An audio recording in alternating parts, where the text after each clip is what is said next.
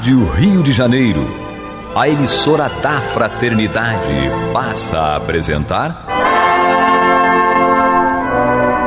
Luz na Penumbra, programa que leva ao seu coração a mensagem da doutrina espírita.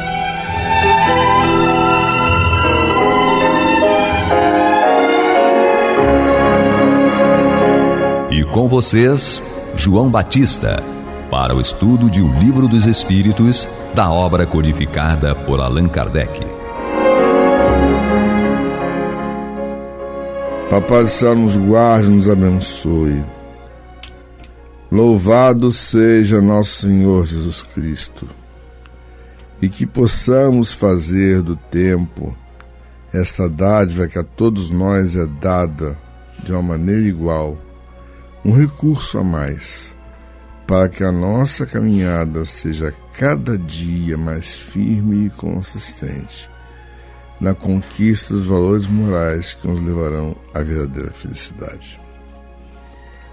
Hoje vamos estudar as perguntas 146 e 146A, que encerra o tópico a respeito de a alma.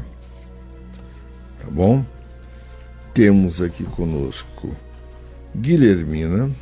Que bom estarmos juntos de novo. Astênio. Cada dia é uma página nova no livro da nossa vida. E Américo. Olá, querido irmão, querida irmã, membro dessa grande rádio, a Rádio Rio de Janeiro, Rádio da Fraternidade. Sejam todos muito bem-vindos a mais um Luz na Penumbra. Então, começaremos com Guilhermina. Bom, ainda é a encarnação dos espíritos, é o final do 146. A alma tem sede determinada e circunscrita no corpo. Já estudamos antes, etc, etc. Resposta dos espíritos. Ele pergunta se a alma tem um lugar específico no corpo. Aí os espíritos respondem, não, mas reside mais particularmente na cabeça dos grandes gênios, naqueles que pensam muito, e mais no coração dos que sentem bastante e cujas ações têm todas por objetivo a humanidade. Faz todo sentido, né? Faz todo sentido. Eles não têm uma sede, não, a alma fica ali, no estômago, no coração, nas pernas, não. Aí eles objetivam, esse é um exemplo bem caseiro, mas resposta deles. Não tem uma sede determinada, circunscrita no corpo físico, mas reside, é interessante, reside mais particularmente na cabeça dos grandes gênios. Óbvio, porque os grandes gênios não é o corpo dos grandes gênios que os fazem ser grandes gênios, e sim a alma, o espírito. Logo, se tem algum lugar dentro do corpo, a gente vai ver isso mais adiante, que a alma estará mais afeita, é o cérebro. Então, na cabeça dos grandes gênios. E naqueles que pensam, porque pensam muito, refletem muito. E mais no coração dos que sentem bastante e cujas ações têm todas por objetivo a humanidade. É interessante que no coração dos que sentem bastante. Mas sentem bastante o quê? As ações que têm todas por objetivo a humanidade. Porque não vale só sentir por nós mesmos, né? Exatamente, não é só sentir. Sentir é vasto. Agora o foco, a gente vai discutir, a gente vai conversar. É sentir os outros. E o bacana, né, é lembrar daquela frase de Jesus que diz, onde está o seu tesouro, aí estará seu coração. É aquilo que nós focamos. Se a gente foca muito na parte intelectual, ele diz que é como se a nossa alma se deslocasse um pouquinho para o cérebro. E se a gente tem aquele coração enorme, né? É como se a nossa alma se deslocasse um pouquinho para o nosso coração. Eu me lembro, Guilhermina, se o João me permite, contar uma historinha aqui que eu estava... Óbvio que os fatos fazem a gente crescer, mas a gente nunca deve falar o nome das pessoas. Claro, lógico. E eu estava numa reunião E uma pessoa, né, estava cheio de dificuldades pelo corpo físico, com alguns problemas no seu corpo físico, né, cheio de desequilíbrios ali, sob o ponto de vista orgânico, físico mesmo, e veio me falar, estava conversando ali, ultimamente eu tenho estudado muito os chakras. Aí eu falei, mas por que você tem estudado? Não, para poder reenergizar o meu corpo, para poder reequilibrar, para poder realinhar os meus chakras, etc. E tudo que a pessoa falava, ela sempre falava utilizando ela própria. Estudo para me reequilibrar, para me realinhar, o foco não é a gente falar de chakra, mas é falar o quê? Ela estava estudando até de certo modo um conceito que é usado mais para pessoas que buscam essa espiritualização, não é algo propriamente do espiritismo, mas para pessoas que buscam uma certa espiritualização, mas ela buscava aquele estudo único e exclusivamente para o seu próprio reequilíbrio, o seu próprio realinhamento. E qual o resultado disso? Ela continuava em desequilíbrio, em desalinho e com uma série de moléstias no seu corpo físico. Por quê? Porque é exatamente o que a Guilhermina leu ali. Não importa só a gente pensar e sentir. O que importa é que a gente pense e sinta para os outros, não exclusivamente para nós. No coletivo. O coletivo nos quais nos incluímos. Eu ia fazer só uma consideração a respeito de um homem que marcou a história do século XX como um grande organista, e suas gravações de órgão da obra de Bach são até hoje consideradas as mais perfeitas que já se fez. Ele, além de ser um organista, também era um médico. Mas era um sujeito que a sala de cirurgia dele era no meio do mato do Congo, tá?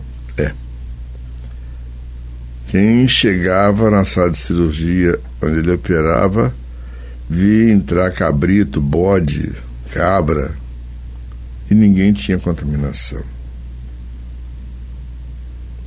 Porque o que ele tinha era aquilo ali. O sujeito era um alsaciano de origem belga. Chamava-se Albert Schweitzer. Hoje é nome de um hospital. Exatamente. Esse sujeito, ele gravava obras de órgão. Ele era um virtuoso de órgão, exatamente para poder financiar o trabalho dele de obtenção de insumos para poder sustentar o hospital. Foi um missionário, foi um grande homem que viveu no início do século XX. Então, esse devia ter, digamos assim, um brilho enorme da alma, do cérebro, para o seu trabalho como médico, para o seu trabalho como organista, e também devia ter um brilho enorme no coração. Aquele espírito especial, né? A alma dele tá grandona, né? Exato. Tá chegando na parte superior ali da cabeça e lá um pouquinho para baixo do coração. Mas então, João, na própria pergunta, né, eu acho que para a gente até entender melhor o alcance da pergunta, quando Kardec fala assim, a alma tem sede determinada e circunscrita no corpo, vale a pena a gente dar uma lembrada na diferença de conceitos entre alma e espírito, quando logo na introdução do livro dos Espíritos, Kardec combina com a gente que sempre que ele utilizasse a palavra alma, ele estaria se referindo ao espírito encarnado. E quando ele quisesse se referir ao desencarnado, ele falaria espírito. Né? Então, eu falo assim, a alma tem sede determinada e circunscrita no corpo, ou seja, o espírito encarnado tem sede determinada e circunscrita no corpo. Se a gente for verificar assim, além disso, o aspecto do perispírito, a gente sabe que o perispírito ele está espraiado pelo corpo, a ponto de que alguém que tenha que tirar um pé, por exemplo, muitas das vezes consegue sentindo alguma coisa no pé que não existe mais. Né? Então, o perispírito está espraiado pelo corpo. Né?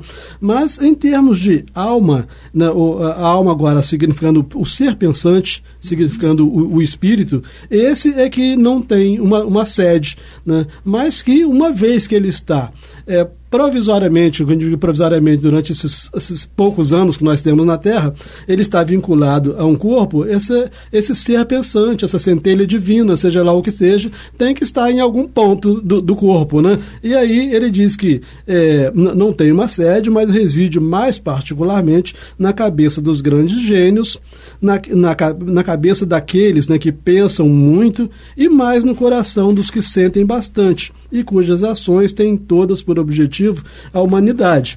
Obviamente que existem muitas pessoas que, apesar de já serem humanas, elas nem pensam muito, nem sentem bastante, né? Ou nem sentem bastante em termos, como os espíritos colocam aqui, em termos de ações que têm por objetivo a humanidade, né? Então, essas criaturas, muito provavelmente, o espírito está... como assim, qualquer lugar para ele é lugar no corpo físico, né? Se expandiu, né?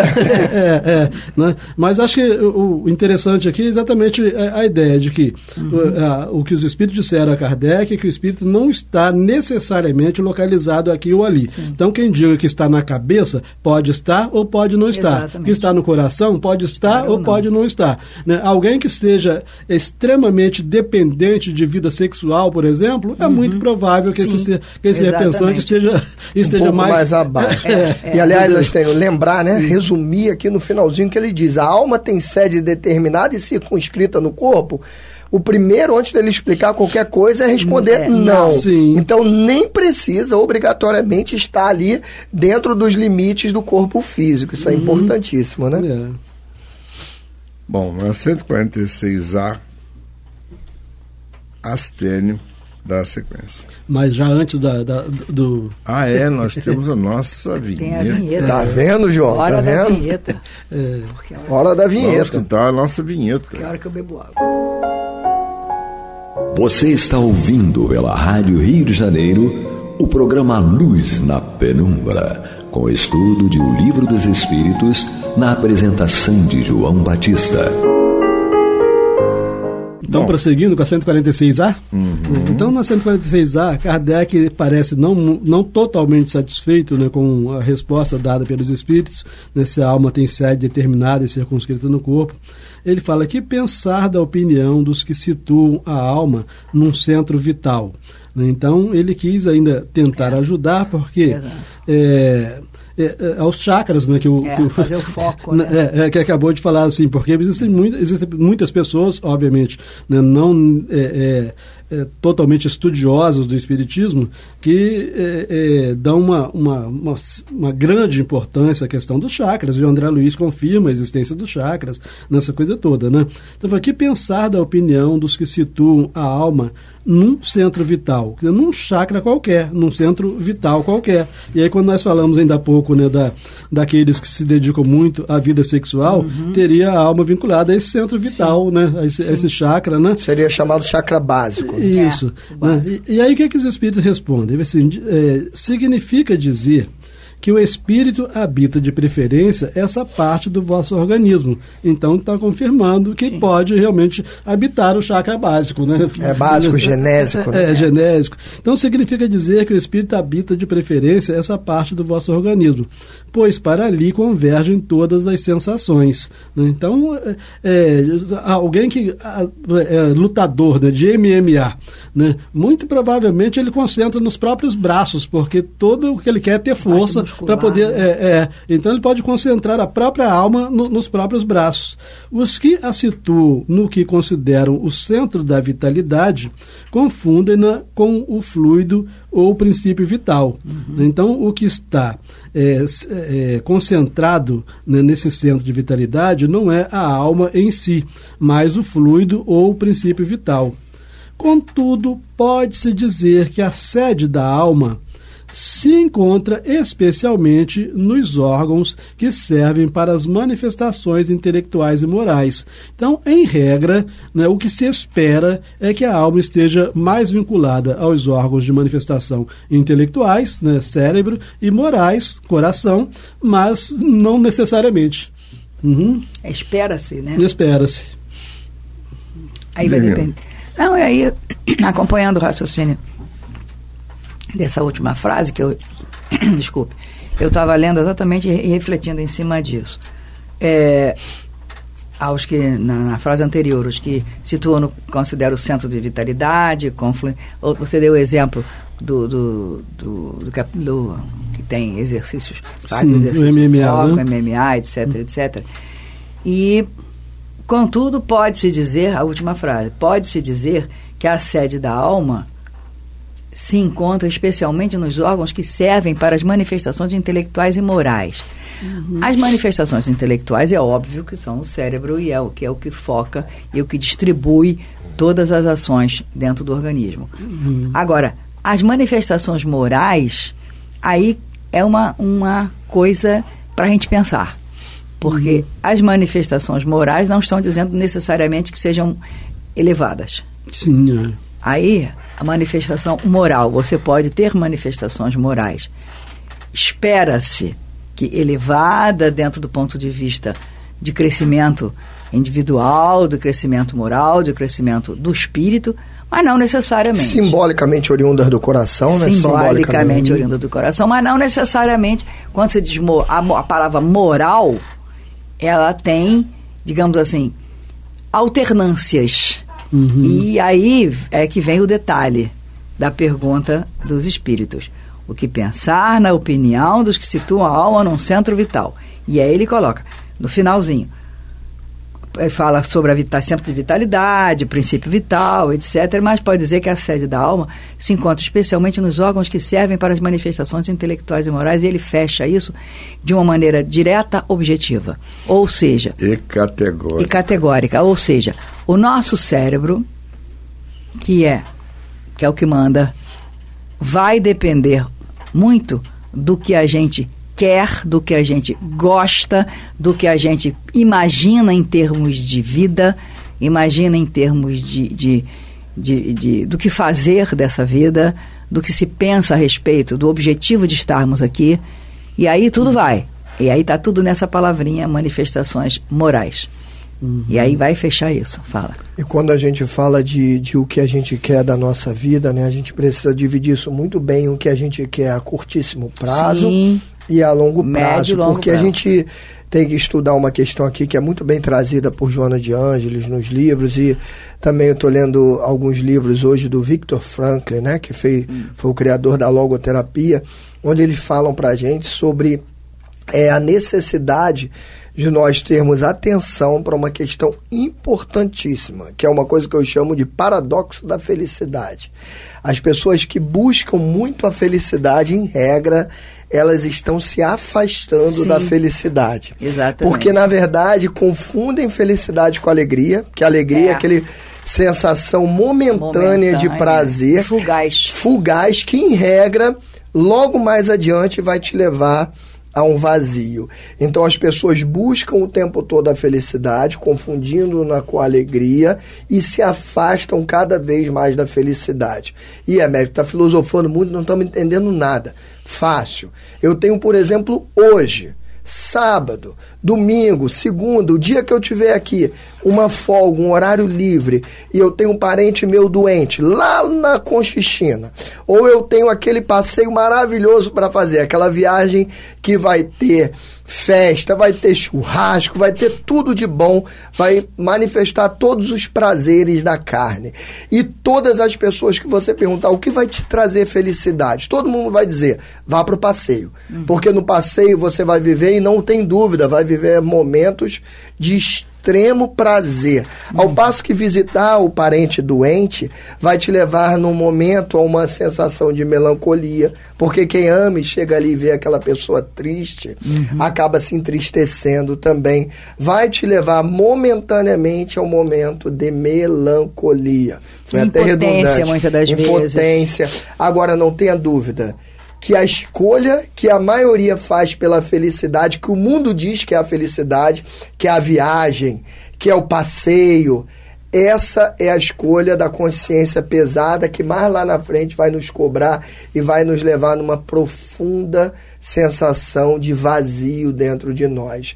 E aquela pessoa que escolher abrir mão daquele prazer momentâneo para ir lá visitar aquele parente que está precisando, embora sofra naquele momento um pequeno ponto de tristeza, de, assim, dificuldade, desconforto, aquela sim está caminhando para a verdadeira felicidade. Então, cuidado com esse paradoxo da felicidade. Porque 880. Tudo que nos ensinam no mundo de buscar a felicidade, na verdade, a gente está se afastando cada vez mais dela, porque a felicidade verdadeira só vem quando a gente faz aquilo que é moral, quando a gente faz aquilo que é correto, ainda que aquilo momentaneamente nos leve a uma pequena dor. Uma pergunta eu queria, só. Eu tinha um comentário. Quando se faz uma escultura, o cinzel fere o mármore, faz uma obra de arte, ou seja, se a pedra não sofrer, não fica bela. Não fica bela. Uhum. Da mesma maneira, nós estamos cinzelando a nossa estrutura perispiritual e espiritual, e não dá para ser indolor. Quando se fala a respeito de exercícios físicos em que o indivíduo se faça para poder manter a própria saúde, não é nem questão de se tornar um grande atleta. Já existe aquele conceito que é dos americanos: no pain, no gain. Exatamente. Ou seja, sem dor não há ganho. Então é a mesma coisa. E quem vai para a academia acaba também abrindo mão, né, de ir para o bar, sim, de ir para qualquer lugar, de passear para poder viver aquele momento ali de esforço. Uhum. Para poder vencer os próprios obstáculos e preservar a própria saúde. Eu queria fazer um comentário em cima do que você falou, sendo, digamos assim, mais do ponto de vista prático e tendo, né? Sobre o paradoxo da felicidade. Sobre o paradoxo da felicidade. Aí você diz, poxa, Guilherme, mas então você tem que, obrigatoriamente, não precisa necessariamente você pode não ter o parente, não sei aonde, não sei o quê, mas você pode ter amigos que precisam de um telefonema seu. Exato. Hoje nós temos a grande arma, que ao mesmo tempo é uma arma e ao mesmo tempo é uma benção. Um instrumento, que é a internet. Então, você não precisa sair da tua casa, sair do teu conforto, você pode usar o teu telefone, você pode usar a tua internet, você pode estar presente, levando palavras, levando afeto, levando atenção para quem naquele momento precisa, e você não precisa estar, muitas aspas, deixando de fazer as coisas maravilhosas que você faz, mas você pode gastar um pouquinho do seu tempo nisso. É só para lembrar. Com certeza. Só para lembrar. Vamos refletir a respeito disso. Já que nós não sabemos onde fica localizada a alma, vamos usar o nosso corpo de uma maneira útil. Sim. Para que não venhamos amanhã a derramar mais lágrimas. Que a paz do céu nos guarde e nos abençoe. Que louvado seja nosso Senhor Jesus Cristo. E que possamos fazer do tempo esta dádiva que a todos nós é dada de maneira igual, um recurso a mais para que a nossa caminhada seja mais firme e consistente na conquista dos valores morais que nos levarão à verdadeira felicidade. Graças a Deus. Graças a Deus. Graças a Deus. Você está ouvindo o programa Luz na Penumbra.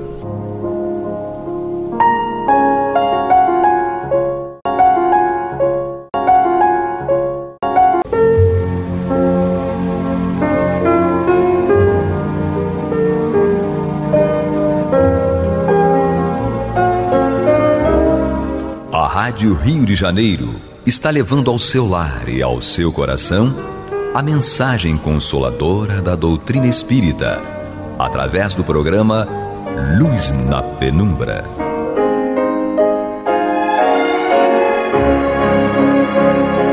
E com vocês, Antônio de Pádua Barbosa, para comentar o Evangelho segundo o Espiritismo, da obra codificada por Allan Kardec. Olá, meus amigos, muito boa noite. Estamos aqui de volta ao programa Luz na Penumbra para apresentarmos a nossa explanação a respeito do livro O Evangelho segundo o Espiritismo, de Allan Kardec. Nós estamos em seu capítulo 28, Coletânea de Preces Espíritas. E hoje vamos dar início à segunda parte, que são as preces para si mesmo. E, em princípio, Kardec nos remete à prece que nós dirigimos aos anjos da guarda e aos espíritos protetores. Então, a prece para mim mesmo, mas eu estou fazendo essa prece ao meu anjo da guarda, aos meus espíritos protetores, justificando o que eu vou pedir nesta prece para mim mesmo. Então, no prefácio, Kardec diz assim: todos temos desde o nascimento um espírito bom que se ligou a nós e nos tomou sob sua proteção. Desempenha junto a nós a missão de um pai para com seu filho, a de nos conduzir pelo caminho do bem e do progresso, através das provações da vida. Sente-se feliz quando correspondemos à sua solicitude, sofre quando nos vê sucumbir. Seu nome pouco importa, pois pode acontecer que ele não tenha nome conhecido na terra. Invocamo-lo então como nosso anjo da guarda, nosso bom gênio. Podemos mesmo invocá-lo sob o nome de qualquer espírito superior que nos inspire a mais viva e particular simpatia. Exatamente, eventualmente, quando nós oramos para São José, oramos para Santo Antônio, na realidade, quem às vezes vai dar atenção e cumprir aquilo que estamos pedindo é o nosso anjo da guarda, é o nosso espírito protetor. Porque imagine quantas pessoas estão orando para São José e para Santo Antônio ao mesmo tempo. Então, quem vai atender de imediato é aquele que está perto de nós e tem todo o interesse que nós sejamos felizes. Se realmente for uma coisa muito complicada, muito inusitada, pode ser que ele passe adiante e chegue até o próprio Santo Antônio e o próprio São José. Mas primeiro vai passar pelo crivo, vamos dizer assim, do nosso anjo da guarda. Além do nosso anjo da guarda, que é sempre um espírito superior, temos espíritos protetores que, embora menos elevados, não são menos bons e benevolentes. São parentes ou amigos, ou algumas vezes pessoas que não conhecemos na existência atual. Eles nos assistem com seus conselhos, intervindo muitas vezes nos atos da nossa vida.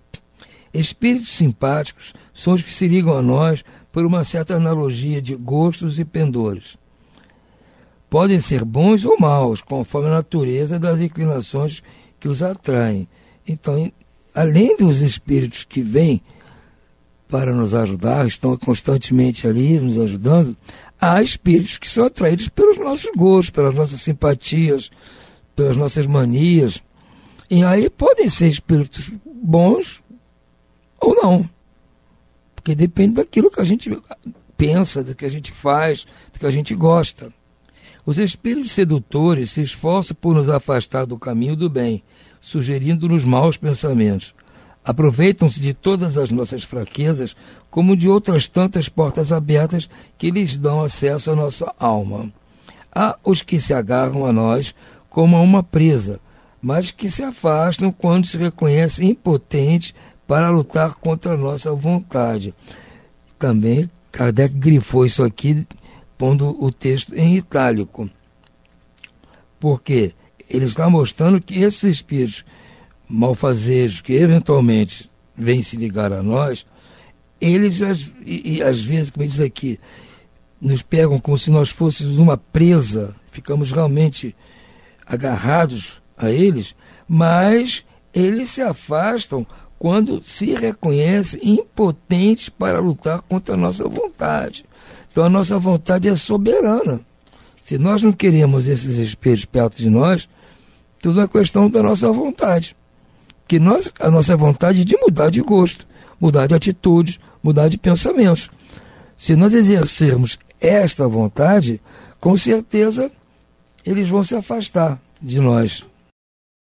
Deus nos deu um guia principal e superior em nosso anjo da guarda e guias secundários em nossos espíritos protetores e familiares. Ou seja, Deus nos deu um guia principal e superior na figura do nosso anjo da guarda e guias secundários em espíritos protetores e familiares. Vocês vejam quantas pessoas, quantos espíritos estão trabalhando para nos ajudar a passar por esse evento que é a nossa existência aqui de encarnados, que nós vamos passar muitas peripécias, muitas tribulações, muitas dificuldades, mas Deus nunca nos abandona. Nos deixou essa proteção e que eu recomendo enfaticamente que todos nós façamos uso dessa proteção. Mas é um erro acreditar que temos forçosamente um gênio mau ao nosso lado para contrabalançar as boas influências. Então também é um erro achar que por um lado nós temos toda essa proteção do bem, que há também um outro lado nos tentando o tempo todo. Aquela brincadeira que se faz que você tem um anjinho de um lado do ombro e um demôniozinho no outro ombro. Isso é uma brincadeira, porque na realidade isso não é assim. Nós não temos necessariamente que ter um lado bom com esses espíritos que Kardec acabou de citar e ter um lado ruim com outros espíritos. Não é assim. Os espíritos maus comparecem voluntariamente, desde que achem meio de assumir predomínio sobre nós, seja pela nossa fraqueza, seja pela nossa negligência, em seguirmos as inspirações dos espíritos bons. Ou seja, os espíritos superiores, os espíritos bons que vêm nos ajudar, eles vêm como uma missão específica, determinada pela lei divina. Agora, os espíritos maus não vêm por essa determinação. Eles só vêm pela nossa escolha, pela nossa vontade de tê-los perto de nós. Vocês podem dizer, mas Antônio, eu não fiz nada para que atrair esses espíritos. Pode acontecer de nós involuntariamente estarmos agindo mal, pensando mal, falando mal, uma série de coisas. Mas aí que nós temos que ficar atentos para evitar que isso continue. Seguir aquele conselho de Jesus. Vigiai e orai. Nós temos que estar vigilantes. Vigilantes sobre quem? Vigilantes sobre nós mesmos. A vigília é sobre nós. Nós é que temos que estar sob nossa própria vigília. Somos nós, portanto, que os atraímos.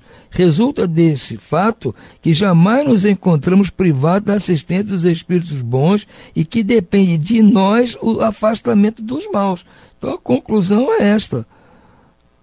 Nós nunca vamos prescindir da proteção dos espíritos bons. Eles vão sempre estar lá. Agora, muitas vezes não conseguem atuar porque nós preferimos os espíritos maus.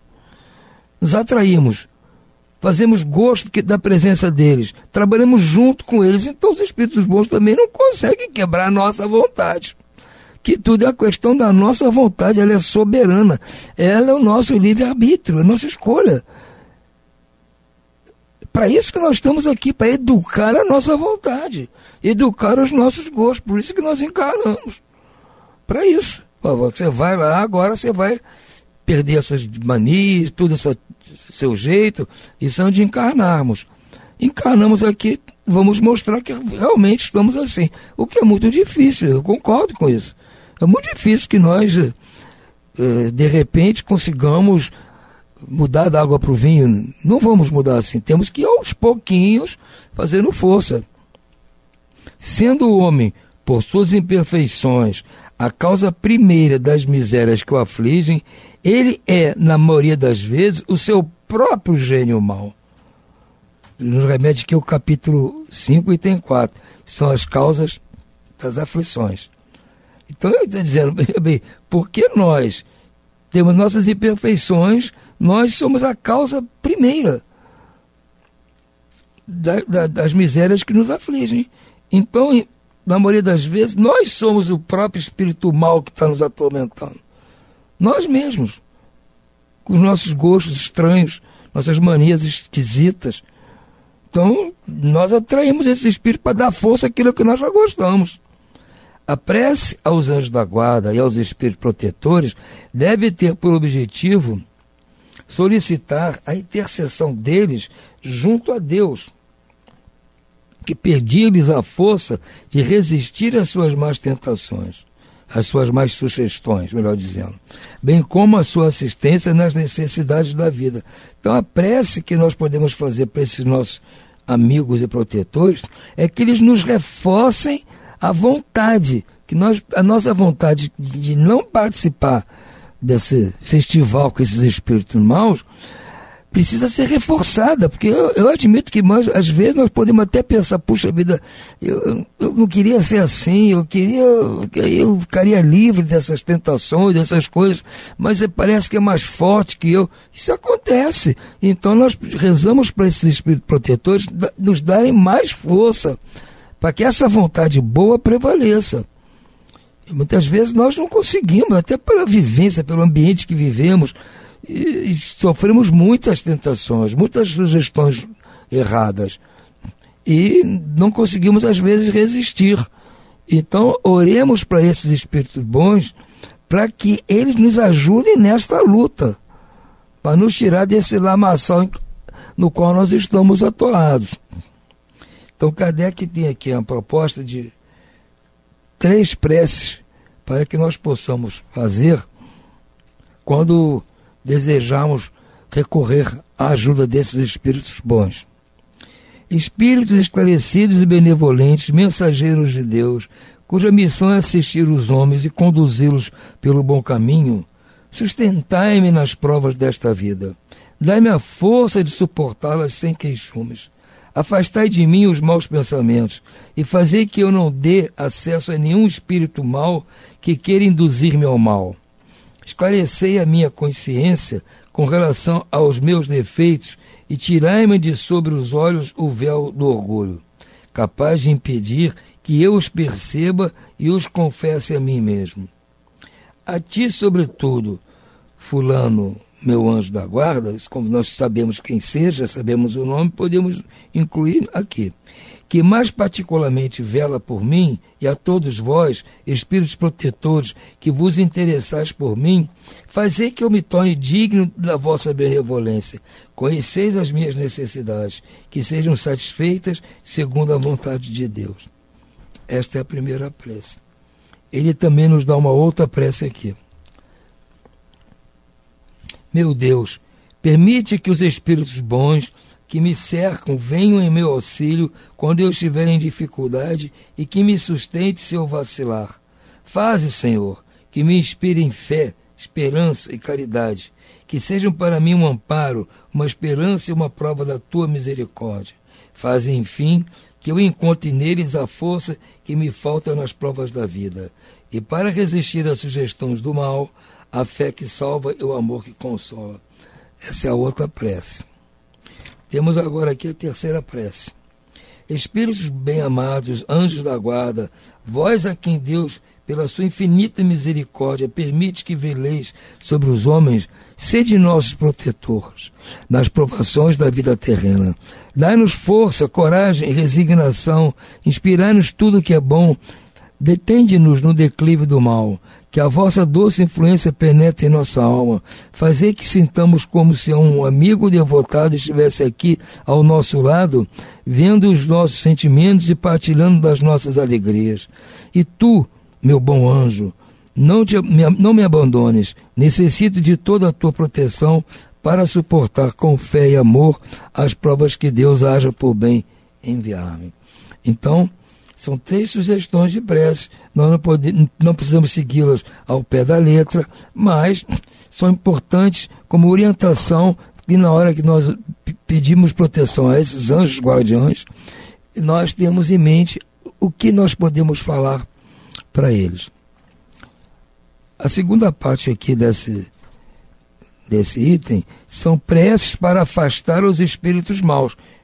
É uma condição que acontece no caso que Kardec explicou aqui no outro prefácio. Nós podemos juntar isso nessa prece aos nossos bons espíritos anjos da guarda, mas podemos fazer uma prece específica para afastar os maus espíritos. Então, Kardec cita aqui um trecho do Evangelho de Mateus. Ai de vós, escribas e fariseus hipócritas, que limpai por fora o copo e o prato estáis por dentro cheios de rapina e impurezas. Fariseus cegos, limpai primeiramente o interior do copo e do prato, a fim de que também o exterior fique limpo.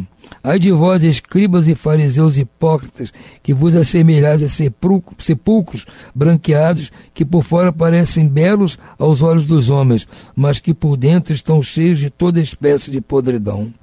Assim, pelo exterior pareceis justos aos olhos dos homens, mas por dentro estáis cheios de hipocrisia e de iniquidade. Mateus capítulo 25, versículos 25 a 28. Bom, no prefácio, Kardec diz assim: os espíritos maus somente procuram lugares onde encontrem possibilidades de dar expansão à sua perversidade. Para os afastar, não basta pedir-lhes, nem mesmo ordenar-lhes que se vão. É preciso que o homem elimine de si o que os atrai. Os maus espíritos farejam as chagas da alma, como as moscas farejam as chagas do corpo. Assim como limpais o corpo para evitar a contaminação pelos vermes, também deveis limpar a alma de suas impurezas, para evitar os espíritos maus. E vendo no mundo em que estes pululam, nem sempre as boas qualidades do coração nos põem a salvo de suas tentativas, embora nos deem a força para que lhes resistamos. Então, nem sempre as nossas boas intenções são suficientes para afastar esses maus espíritos de nós. Precisamos que a nossa vontade seja forte e que nós não pratiquemos nenhuma iniquidade junto com as coisas boas que nós fazemos. Fazemos coisas boas, tudo bem, mas não podemos paralelamente praticar iniquidades, que essas vão acabar traindo esses maus espíritos. A prece que Kardec nos traz. Em nome de Deus onipotente, que os espíritos maus se afastem de mim e que os bons me sirvam de proteção contra eles.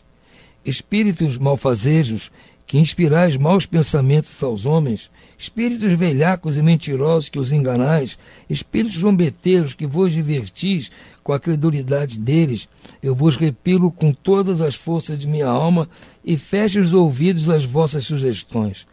Mas imploro para vós a misericórdia de Deus. Espíritos bons, que vos dignai assistir-me, dá-me a força de resistir à influência dos espíritos maus e as luzes necessárias para que eu não seja vítima de seus ardis. Preservai-me do orgulho e da presunção. Afastai do meu coração o ciúme, o ódio, a malevolência e todo sentimento contrário à caridade, que são outras tantas provas abertas aos espíritos maus. Então está muito bem explicado aqui e exposto por Allan Kardec qual é a situação, qual é o cenário em que nós nos encontramos. Como ele diz, são preces que nós fazemos para nós mesmos. As primeiras eram dirigidas aos nossos anjos da guarda e aos espíritos protetores, pedindo por sua proteção. E a outra para afastar os maus espíritos de nós, para que essa proteção que nós pedimos possa ser efetiva. Que não adianta eu pedir ajuda aos espíritos bons e ao mesmo tempo estar dando aso a que espíritos maus venham até mim. Eu sei que é difícil nós controlarmos isso 24 horas por dia, mas temos que começar pelo começo, né? Devagarinho, tentando, nos esforçando. Se nós percebermos que estamos com pensamentos maus, desejos maus, como inveja, como orgulho, como a hipocrisia, uma série de coisas desse tipo, nós temos que nos esforçar para afastar isso de nós. Esse esforço já é o início da solução do problema. Como diz lá Kardec no capítulo 17 deste mesmo livro aqui, no item 4. Reconhece o bom espírito pela sua transformação moral. Ou seja, nós já temos uma nova moral, que é a moral que tende a se unir a esses espíritos bons, essa moral nova.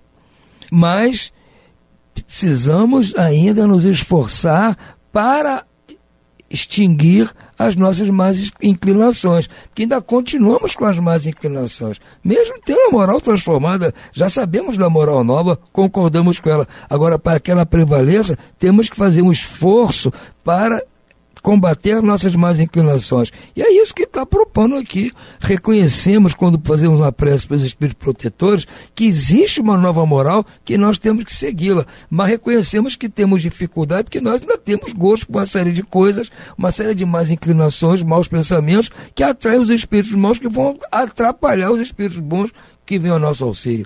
Então nós estamos com essa dicotomia. Ao mesmo tempo sabemos o que é o certo, e ao mesmo tempo ainda fazemos o errado. E vai assim, não é difícil de entender isso. Não pense que nós, porque aceitamos a nova moral, sabemos toda a proposta do Cristo, sabemos que Kardec e os espíritos protetores estão nos ensinando, sabemos. Mas daí a pôr em prática 24 horas por dia é um caminho muito longo. Não é assim que nós vamos abandonar a moral antiga que está há milênios nos acompanhando. Então essa moral antiga nossa, que permitiu uma série de coisas que hoje nós abominamos, ela ainda está, de vez em quando, prevalece em nós. Por isso que nós temos que ainda nos esforçar para evitar isso, para que não atraia esses maus espíritos. Isso é um caminho longo, penoso, e não pense que vai ser resolvido nesta encarnação. Esta talvez seja a primeira encarnação que nós temos este entendimento. Então, aleluia, já estamos entendendo o que precisa ser feito. Cabe a nós agora fazer. Agora não vamos querer que isso fique resolvido da noite para o dia. Temos que ficar vigilantes o tempo todo e continuar orando para que possamos, então, receber toda essa proteção que esses espíritos estão dispostos a nos dar. Felizes eles estão porque nós já aceitamos uma nova moral. E felizes estão pelos nossos esforços em combater a anterior. É isso aí, gente. Não devemos ficar nem contentes nem tristes com isso. Nós ainda estamos no meio do caminho. Graças a Deus, estamos no meio do caminho. Já sabemos que existe algo bom, mas ainda temos gosto por coisas erradas ainda. Então é uma luta, aquela famosa luta daquela canção do Nelson Cavaquinho, né? A luta do bem contra o mal. Então, cabe a nós aí nos esforçar nessa luta. Então, gente, por hora nós vamos ficando por aqui, desejando a vocês uma boa noite, muita paz e que fiquem todos com Deus.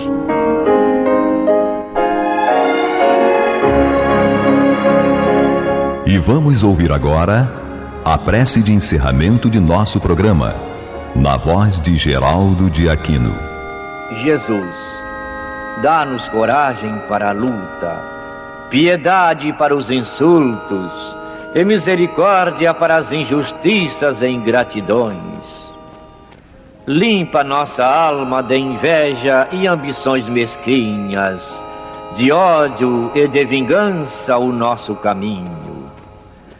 E que dentro em pouco, ao recolher-nos de novo ao calor do nosso leito, para que o sono nos dê a paz e o esquecimento das tristezas humanas, possamos sentir, Senhor, no mais íntimo de nosso ser, a doçura indefinível do Teu amor e a grandeza incomparável da Tua divina presença. Que assim seja.